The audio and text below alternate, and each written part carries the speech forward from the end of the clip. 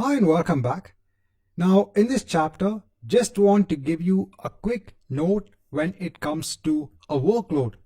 Now you might go ahead and see this term either in this course or in the Microsoft documentation when it comes to using Azure services.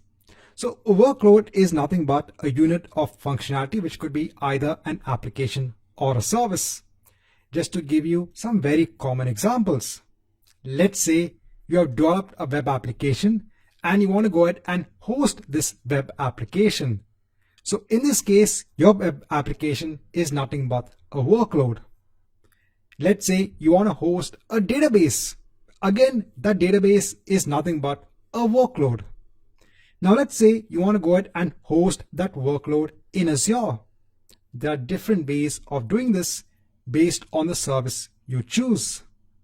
If you go ahead and choose the service of a virtual machine, you can go ahead and install or host that workload, let's say a web application, on that virtual machine.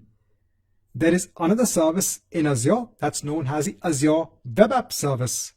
You can actually go ahead and publish your web application onto that Azure Web App Service.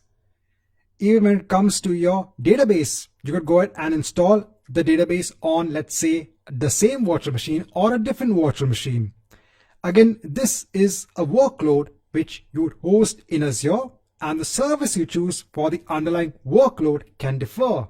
Right, so in this chapter, just want to give you that quick explanation of the term when it comes to workload.